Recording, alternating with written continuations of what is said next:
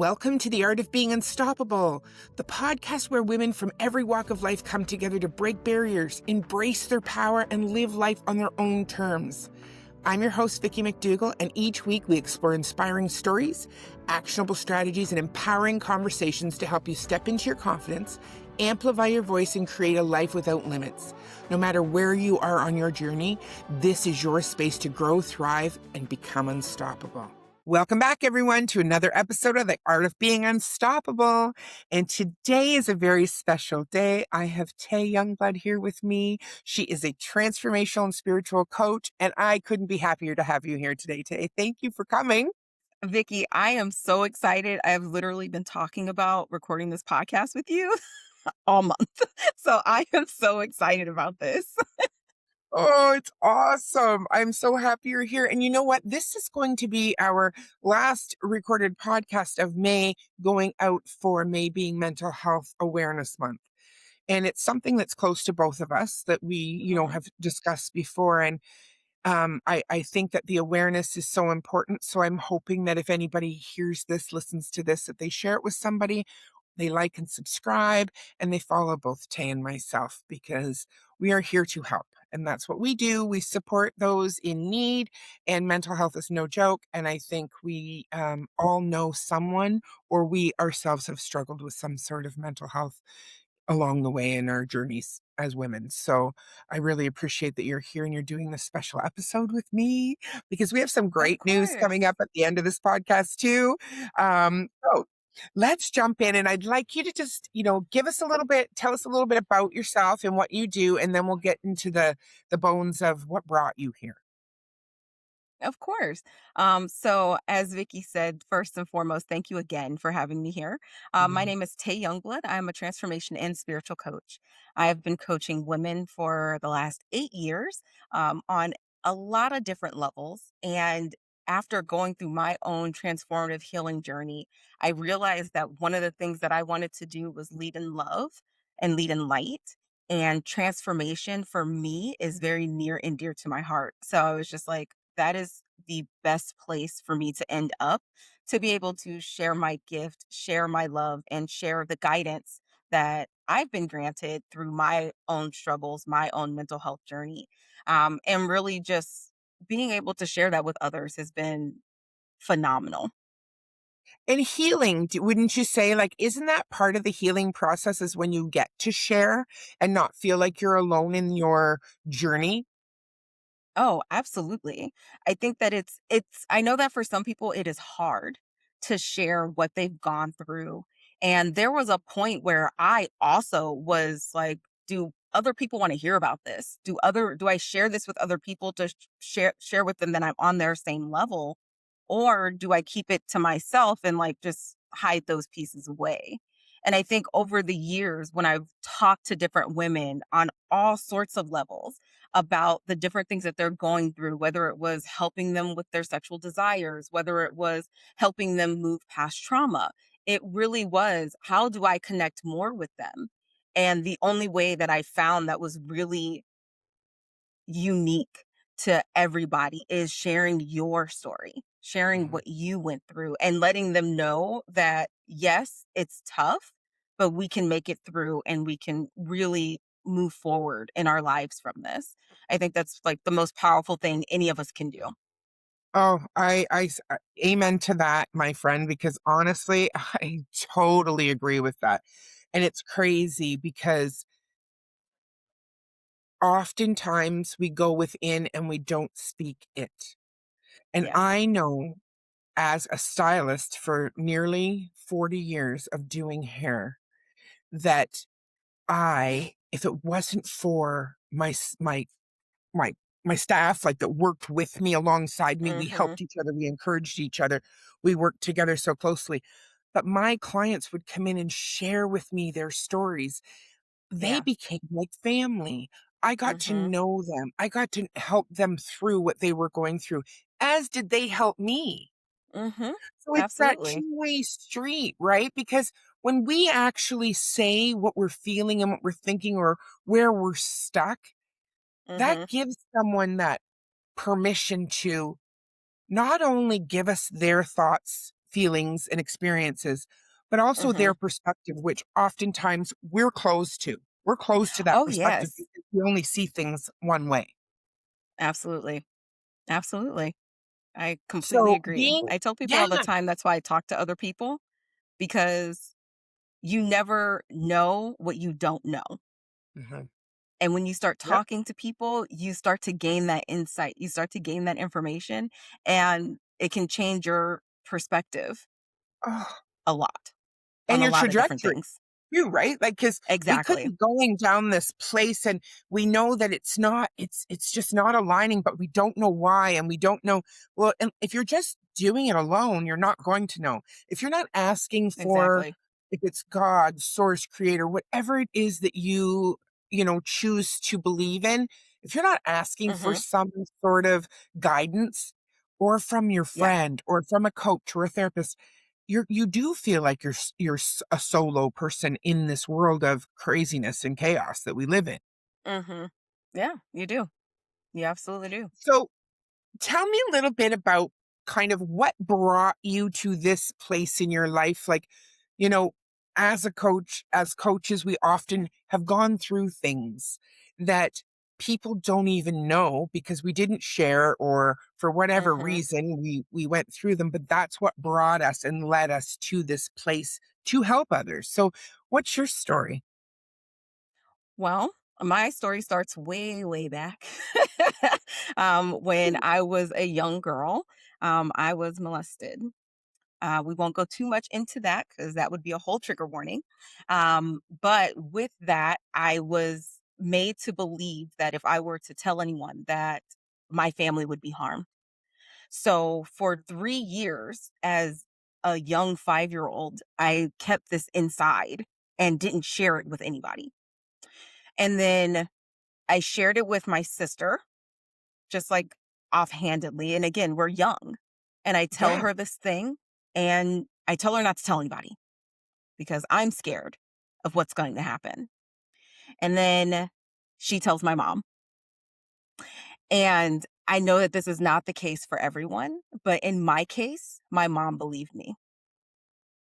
And with that started a whole new section of my life where even though I was repeatedly telling my story to different people, counselors, police officers, things like that, the one person that was constant in that was my mom. And the belief that she had in me that this actually happened and the steps that she took to get us out of that situation. Then we move forward, and I realized that all of the counseling that I had taken, when I was a kid and things like that, it didn't seem to work for me. And I was just like, how is this even possible? Like we went through this, I've talked to these people, I should be okay, I should be better. And it became very obvious at 14 when I was stuck in a room full of my classroom mates who were all boys and my one male teacher that I was not okay. So for years, I was like, there has to be another way. And I didn't know exactly what I wanted to do with my life. So I kind of just pedal along like we normally do. yeah, We're told graduate, go to college, find a job, all of that. But I yeah. knew that there was something more out there that I could do to help people in this situation because there can't be this happening to so many people. And then we're still not being able to process those emotions, not able to Mhm. understand what happened, and then still having these situations trigger us over time. So when I was an adult, I was like, okay, how is one way that we can help some people? And I became a sexual health consultant for a company. And I loved it because I got to talk to women who were very much suppressed in their sexual desires. They really wanted some help in the bedroom. They were trying to save their marriages, their relationships, or they really just wanted to feel better for themselves. Yep. And I was like, this is the perfect place to help people who've been through this. And at the time, I don't think that I realized how much of an influence I would be on these women when I go and talk to them about, sex and what they want and things like that and how they can get it. And then I'm talking to them and they're telling me the same things that happened to them, like happened to me when I was a kid. And I'm just like, oh, like I So that feel thread was you were exactly feeling what like you're that going through. whole yes, yes. Exactly. So I would talk with them, I would share with them, and we, like you said, with your clients, we just became on a different level of friendship where it was, you can talk to me about this thing and we can work through this together. And as I Yeah, started going through my journey, I decided like this is what I want to do. I want to help people. I want to be trauma informed and, help women through this and really move that energy so that we can start moving forward. And then probably within the last 3 years, my trajectory within that actually changed. And it was because I noticed that there were more things that were off with my life that I needed to fix.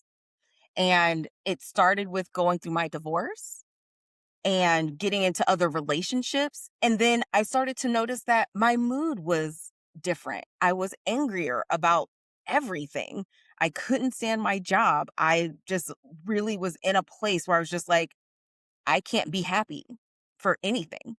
And I constantly felt like I was in survival mode. So in 2023, I was like, you know what? Something's got to change. Something's got to change. And I was like, sure, scrolling through Facebook as we do, scrolling through Instagram, yeah. and I found this meme and I said, "Hey, stop drinking for 90 days and see if you need it." And I was just like, "Well, that's quite a challenge." And I was like, "Sure, why not?" Because at this time, I had been drinking every day.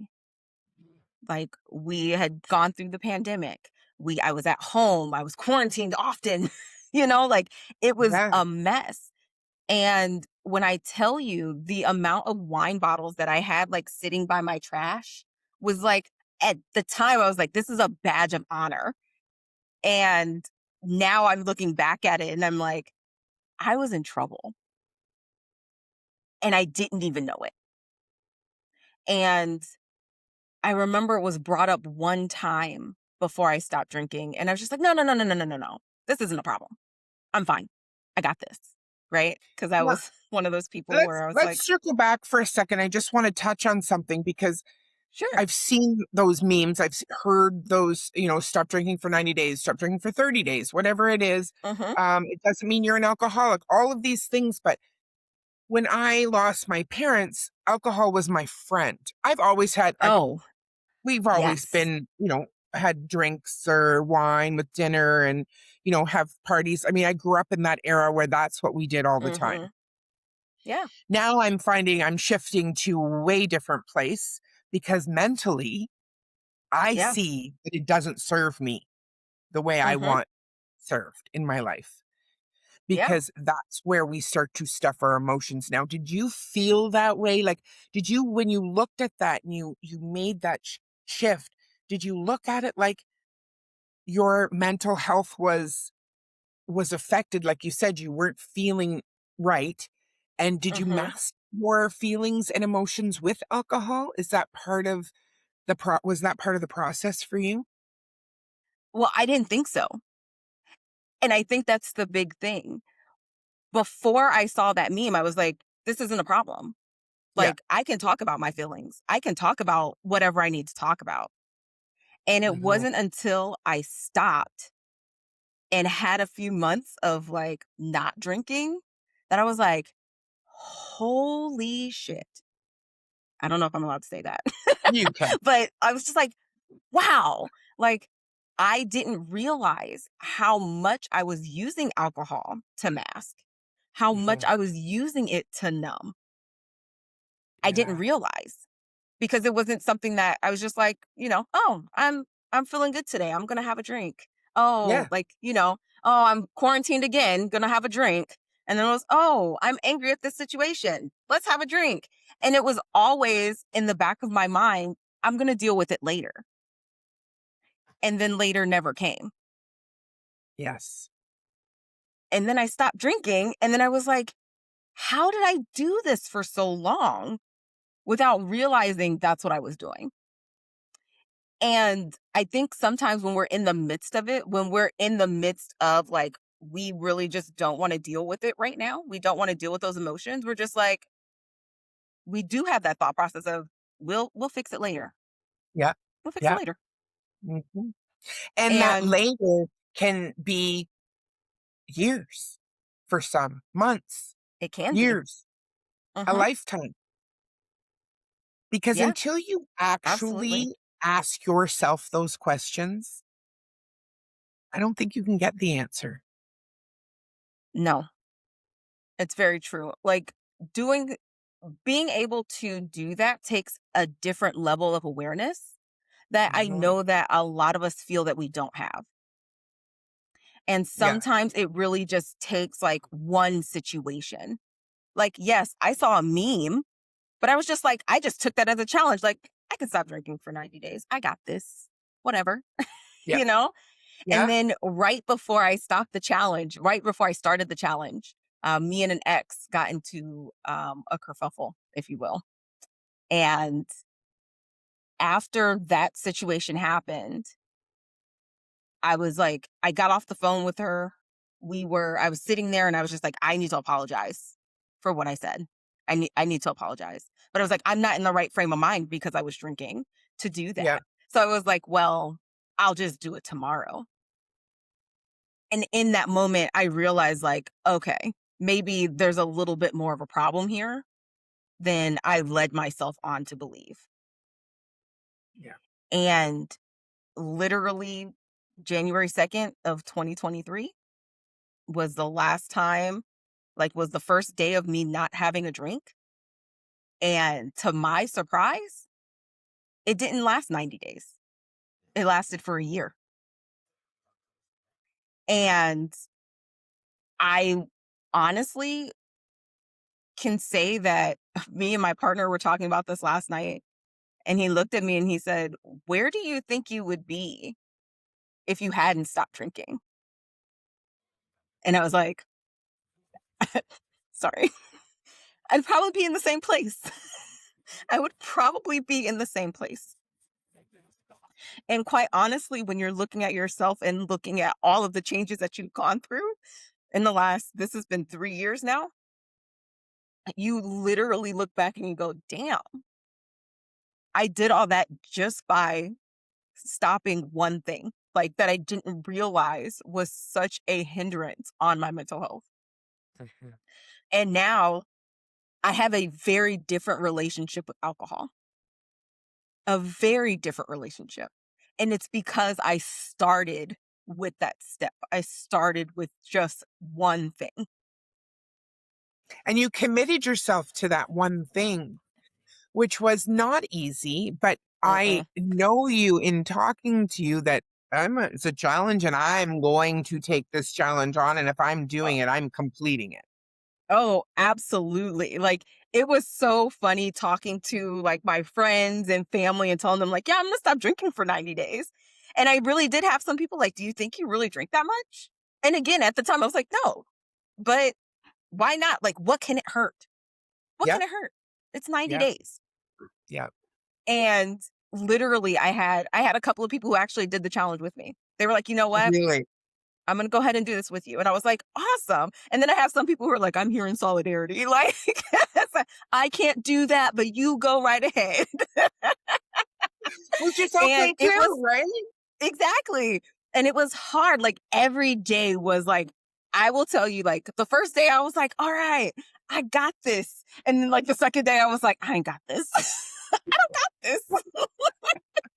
Is that I just want to drink. Like, what is this? Life is hard.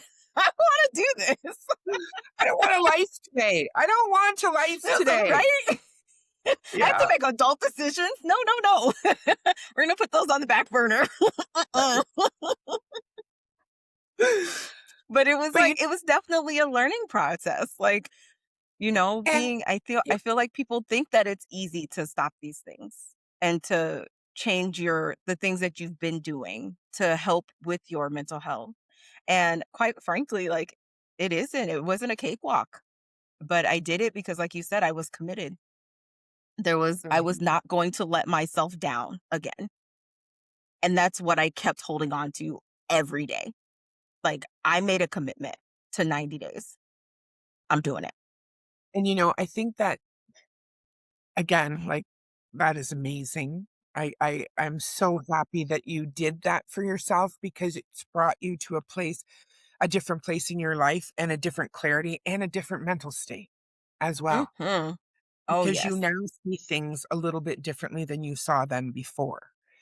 Oh, A yeah. lot more clearly. You've seen Mhm. things a lot clearer, and you have the ability to share that with other people that may be sitting in the same place as you right now, Yeah. Yeah. which is the most powerful thing. Because I truly believe that in this life, we've gone through all of oh, I can do this on my own to now it's like, let's have a Mhm. community of like-minded people to build each other up, support each other, and help each other through these times where, oh my God, I need a drink. And I can call Tay and say, listen, girl, today's been a bad day. And you're just going to talk me down if that's what I choose to do. Mhm. Right. So I think Yeah. it all kind of circles back to in mental health, we have that, place where we revert inwards. But when you're there, Mhm. when we're going in, you went in. Mhm. And you've realized that if you hadn't have done that, where your life would have been going, Yeah. and how fortunate you are to have what you have now, and how many people you Mhm. get to help because of it. Yeah. No, absolutely. And that's Absolutely. beautiful. That is beautiful. Yeah. So in that, you forgot a little part within all of this that we were talking about, but I do recall you saying you did a little something when you were younger. What did you do? I think you maybe wrote a book or something? So, well, yes. Yes, I did. So, literally from the when I was like in ninth grade, after all of this, all of the first trauma stuff happened, I was like, you know what? I'm going to write a book, and it's going to be about how to help people heal from trauma. And I was like, I will tell you, I talked about this book from the ninth grade. So that was probably about from the age of 14 until I was 28. I literally was talking about this book all the time because I was just like, there needs to be something out there for people like me who have never gone through, a healing process. Like, I'm still triggered by certain things in my relationships. I'm self-sabotaging, like I'm over giving. And it's just like, how do I stop doing those things? How do I start to bring myself back to me and give myself more love? And I Mhm. was just like, I'm going to write a book. So in 2021, my first book was published. And I was just like, it was like one of those, like, all right, it took me 6 years to write. And I was just like, all right, now it's time to get it out there. And I remember talking to my friends, and they're like, Tay, listen here. You've been sitting on this book for 6 years. You go ahead and put it out there because somebody needs it right now as it is. My Mhm. first book is not perfect. It is not perfect. And being somebody who's very direct, like it is a very direct, like, these are the events that happened. These are the steps that I took. How do you start loving yourself? This is how you do it, period. Yep. And I was just like, all right, first book done. Check. Then, Mm. then I started doing this journey. And I didn't know what was gonna come of it. Like, quite honestly, like, I did it for me. I think a lot of times there are people out there who start changing things and start working on their mental health because of other people. And this Yep. was, like, the one thing that I decided, like, this is for me. I need to do something for me. So, for the whole year, I literally sat back, I journaled almost every day. I have 4 journals filled with 2023 of every step of the way of, like, what was going on in my life, how I was feeling, days I wanted to drink, like, all kinds of stuff. And around July, I had started writing something, and I didn't think it was gonna be anything. And I was just like, "Whatever." And then I started talking to my best friend in August, and we're talking about my business and how like it's changed. How I felt about myself is how I want other people who have been through the same things I've been through. It's how I want them to feel. I want them to feel accomplished. I want them to Mhm. feel loved. I want them to feel motivated. And I was like, but how do I do that? So we started business planning. She was like, that's my girl. She's like, soundboard me. I'll be your soundboard. So we're sitting there, we're chit-chatting, and she's asking me questions. And then at one point she goes, Tay, if you could do anything, what would it be? Like if you didn't have to, the age-old question, if you didn't have to worry about money, what is it that you would be doing? And I said, honestly, I said, I'd be talking about my book. I said, I would take my book and make it more well known. I'd help more people with trauma. And, Mhm. then we started talking a little bit more and I started talking about my journey and about how, the first 3 months were hard, but then it started to get easier after I started doing energy healing. And I was like, okay, I can go another couple of months. And then by the time it was May, I was like, well, might as well just go the whole year. Let's do it. And I was like, and I was telling her, I said, from January to August, so much has changed. And I was like, I feel like a different person. I said, I'm having people come to me and they're like, Tay, you look thinner. You look healthier. Your skin is glowing. These are all things that I didn't even think that was going to happen. I didn't even think about that. I was just like, Yeah. I just want more clarity. Mhm. And I'm just like gushing about it. And she stops for a second and she goes, best friend, I think you need to write another book. And I was like, no. I was like, my last book took me 6 years. I was like, I don't think I could do that. And she was like, no. She was like, honestly. And she was like talking me through it. And I was like, uh, like, I don't know. I don't really want to do that. But then I was like, I'll just give it some thought. Yeah. So that September, Labor Day weekend, I decided to do my radio silent weekend, which is where I just take a weekend to myself. I put my phone on do not disturb. I don't talk to anybody. I don't check social media. And I just go be. Take naps, watch movies, whatever. This time I decided it's a long weekend. I'm camping out in my backyard. So I put up my tent. I have my fire pit back there. And I like take my laptop outside. And I'm like, all right, we're going to do this. In 4 days, I put out the very first draft outline of my second book. Wow. It flowed out of me like nothing ever before.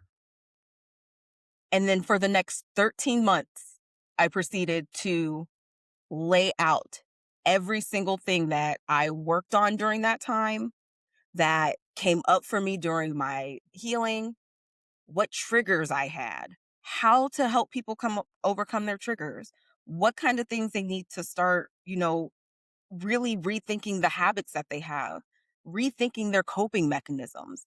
Because it wasn't until July that I realized that alcohol was a coping mechanism. And I had been using it since my marriage. And I was just like, wow, people need to know that. They need to know that information Mhm. Yeah. and be able to recognize what it is that we're doing that is no longer serving us. Because let's Mhm. be real, when we go through a situation, any type of traumatic situation, when we go through a breakup, when we go through Yeah. any situation that is hard for us, we just start picking up things that we think are going to help. And the reality is, it masks everything. It Yeah. numbs the emotions. It numbs the processing of what's actually happening. Mhm. And it just And prolongs sometimes it, we just don't right? know. It just prolongs Exactly. that process. Because if Exactly. you're not dealing with it And now, you have to deal with it eventually. exactly. Eventually. And the reason I wrote the book was so that people understood that we didn't create this mess in one night. This was years. I was married for 5 years. And for, I'm going to say, probably like 3 of those years, I used drinking to cope in my relationship. I used drinking to be intimate with my husband. Yeah. And that Yeah. was the only way that I could even be intimate with him for so long. And it's wild that I'm saying that out loud because I'm just like, oh my gosh, like when you have that epiphany, Hmm. you literally take a step back and you're like, Oh, yes. oh, we need to change that. We need to change that. There's no way that this could be taking the joy out of something that's supposed to be on its own something great. Yeah. And for me, I realized that and I was just like, well, now we're creating new ones. And that's honestly what my book talks about. It talks about the cycles that we go through, the patterns that we continue to repeat that keep us in the same place. But Hmm. understanding that it took 3 months for me to let go of everything else that I had associated with drinking. All the hard conversations, all the people who I had been wanting to talk to and tell go to hell. I couldn't. Now I could. Now I was like, this situation no longer serves me. I don't Yeah. need this right now. And I had to recalibrate. And it was hard. It was lonely. I tell people all the time, like, this was a different kind of loneliness. Yes, I Yeah. had my support group. I had my best friends who were there. They supported everything I went through. Like, we went to Vegas for a week and they knew I wasn't drinking. And we didn't drink the entire time we were there. Yeah. And we had a blast. And I still felt lonely Yeah. because I knew that I was on a different journey Mhm. than they were. They supported me 110% And every I step think, of the way. and Tay, you know what? When you said that, what came up for me was lonely doesn't mean you're alone. That's what we need to Mhm. understand. Lonely, you can be in a crowded room of people. You could be around your whole entire family Absolutely. and feel lonely. Yep. You were in Vegas and you Yep. were feeling lonely, and there was nothing about Vegas that's lonely, but because Is it you were true? going through this transformation of rediscovering who you were and who you got to be in the process Mhm. of it all. Absolutely. Absolutely. And I think that was like the best part was realizing how lost I was and then getting a chance to start over Mhm. and redefine who I am now and who I can be going forward. And I think Mhm. that's like really big for a lot of Huge. us is that It's we go huge. through we go through so much that we lose ourselves within other people's values, other people's beliefs, the things that we've been told from other people. Like Mhm. a lot of us go out and we mask who we are when we're hanging out with people. Yep. And the reality is we don't have to do that. No, we don't. And that was the 1 year that I can say honestly would be like, I could mark that as my best year yet because I got to truly find who Tay is.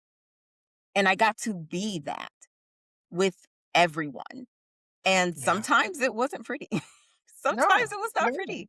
And sometimes, it was beautiful. Yeah. And at the end of the day, I really look back at that. Like, I remember sitting at a dinner with my boyfriend at the time. We were celebrating something, and I was talking to him. And I think at that time, I may have been like 9 months, like without alcohol. And I remember sitting with him, and I was like, I didn't like who I was. And it was the first time I had ever said that out loud. Like, I didn't like who I was when I was drinking, but I didn't realize it because of everything else that led to me using drinking as a coping mechanism. Exactly. All of that stuff was still in my life. And I didn't realize afterwards, like, how much I really didn't like the Tay then. Yeah. And now, you can't shut me up.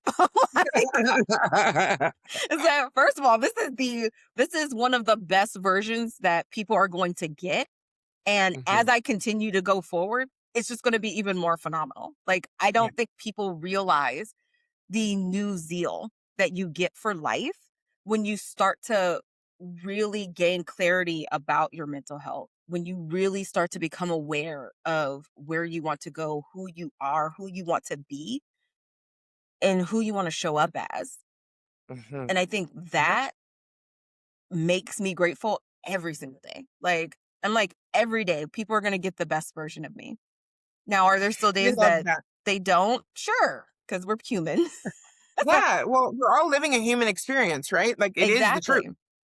But you've Exactly. made choices in your life that affect not only you, but you're paying it forward in other ways. Because trauma, until we work through the trauma, Mhm. we don't it's just a masking, and it's just a Yeah, cover it up, numb it, numb it, numb it. And it doesn't matter if what the trauma was, because some people don't understand that trauma is trauma and your body knows no different. period. So if Period. we don't allow ourselves to, excuse me, go through it, Mhm. to heal it, Mhm. we don't get to heal it. And that's where a lot of mental health comes in play as well, because Absolutely. right, we mask it with drugs and alcohol, or with sex and Mhm. whatever. Like, there's so many things, food, sex, um, shopping, whatever. There's always something that we can do to not deal. Yep. But Absolutely. guess what? You wake up tomorrow and you may have a hangover, but you still have the problem. You still have the shit you got to Yep. deal with. So, Exactly. what you've created is a life that I think at 5 years old, if you could go back and you could tell that little 5-year-old girl now, what would you say to that Tay that was maybe, not understanding a lot at 5 anyway, but then not being Mhm. able to share? And I mean, luckily you had a beautiful support system, which does make a huge difference. But, Yes. I've been asking this question a lot. Like, what would you say to your young self? I feel like you just want to bring me to tears again. I'm so sorry. You're not an ugly Because crier, if that's any consolation. all I ever wanted, Vicky, was to be a cute crier. um, but Oh. yeah, you asked me that, and I think back to the people who say that a lot of the people who grew up with trauma in their lives became the person that they would have wanted to protect them. And they do that for others. And I think that if I were to go back and talk to 5-year-old me, I would just let her know, like, you are loved, you are cared for, and this is only one thing that will not determine who you are. Because I think a lot of times people who go through stuff like any type of trauma, Mhm. they hold on to this happened to me. That's my whole identity. Yeah. Yeah. And I would not want her to grow up and think that that was going to be her whole identity, especially knowing what I know now. Like, Mhm. girl, you are going to be fabulous, Yeah. and know that this is just one thing that you can honestly say does not define who you are. I love that. I do love that, Tay. And, if people could see that for what that really is, that isn't an easy thing to do, to go back and Mm-mm. talk to yourself at that age. Oh, It absolutely isn't, but not. knowing that you love, that's where that self-love comes. That's where Mhm. you get to love yourself and realize that, girl, it's you got this and you can create it Exactly. and you can change people's lives because of Oh my gosh. what you've learned from it. Yeah. Yeah. It's a beautiful And I thing think to it's so funny because I think even then, like when I was a kid, you can ask my mom. She tells it people all the time. She's like, "Yeah, my daughter wanted to be a doctor. I wanted to be an OBGYN when I was a kid." Like I knew at Did 8 you? I Yeah. wanted to be an OBGYN. And when I became a sexual health consultant, I had my best friend at the time. She was like, "I don't understand why you're doing these parties because you wanted to be an OBGYN." And I was just like, "Hey, if I can help somebody in this space have better sex, understand themselves more, and be able to vocalize what it is that they want in their lives," I was like, "I'm doing exactly what I was meant to do." Mhm. And now, with what I do now, I tell people all the time, like, all of the steps, all of the journeys, the traumas, the healing, the classes, the certifications, the degrees, like everything that I've done to get here now, I'm exactly where I need to be. Yeah, you are. I had to learn those things so that people understood that this is not just about your physical body. This is Mhm. about your spiritual body. This is about your mentality. This is about Yes. your emotions. This is literally about becoming a whole person who can then go out into the world and be exactly who they are, not who they have shaped themselves to be, Mm-mm. not who they've guarded themselves against, not any of that. Like somebody who is literally like, yes, Yeah. I And love standing these in a things crowd. That's right. and this is what I do. Mhm. That's good. And I love it. I think that's one of the biggest things for me is that I like you said, having a support system is beautiful. Mine, like I have people who are literally like they're just like, I don't know how you got such a great support system. And I'm like, honestly, it comes with clarity. It Yes. comes with knowing who you want to be and how you want to show up. It's knowing that you can have people in your life who treat you exactly the way you treat people. Yeah. You can find those people.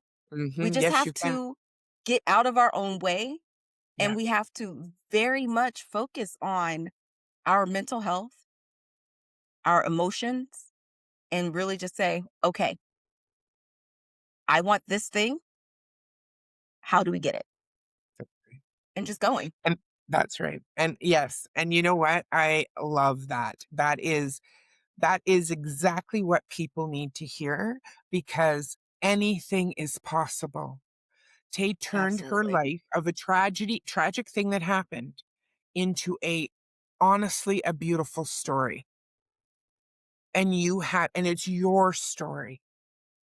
And Hmm. it wasn't what you oh my god, you aren't a victim. You are Mm-mm. an empowered woman speaking forth what happened, honesty, raw, vulnerable, and Hmm. authentically you. And that is where the power comes from, is when you get that authentic version of yourself and you know it, you're aligned. Hmm. You have intention, you have trust in yourself, and your purpose is that much bigger, and you have created that. Exactly. And by putting this book out, which is coming out at the end of this month, actually, Hmm. well, this podcast is now on the 29th. So if you're interested in getting a copy, well, you don't have long to wait, which is beautiful. Oh, Everything to yeah. know about this is going to be in the show notes. I want you to hear me when I say this. If you are listening to this podcast, know that you are not alone. And if you haven't heard something that little bit of gold that Tay has shared over and over again during this podcast, grab some of that, take it with you. Connect with Tay if you want to talk to her about her coaching and what she has to offer you, because this beautiful soul is in my life for a reason.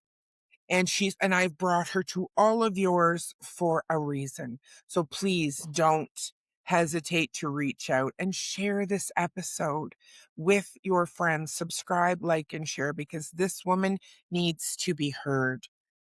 Thank you for Mhm. being here. Thank you for your honesty and being vulnerable. And you know what? Thank you for doing the book and really stepping out of the what should be to what needs to be Mhm. for Te, because that's beautiful. Absolutely. Vicky, thank you so much. It has been such a pleasure, honestly, talking with you, talking about the book. Like, honestly, like, thank you so much for allowing me to share this with your audience. I Absolutely. if you can't tell from this, I really do enjoy doing this work. I really do enjoy helping people really find themselves and really understand, like, this is who we are. Like, let's Listen, walk and talk it every yeah, day and be happy about it. yeah, yeah, and be So happy. thank you. Thank you. Thank Absolutely. you everyone for listening, and until next time, I'll see you soon. Have a great day, Bye. everyone. Bye. Thank you for joining me on this episode of The Art of Being Unstoppable. Remember, your story matters, your voice matters, and your power is limitless. If you love today's conversation, subscribe, share it with the women in your life, and leave a review to help more women discover their unstoppable selves. I'm Vicki McDougall, and I'll see you in the next episode, because your journey to unstoppable starts now.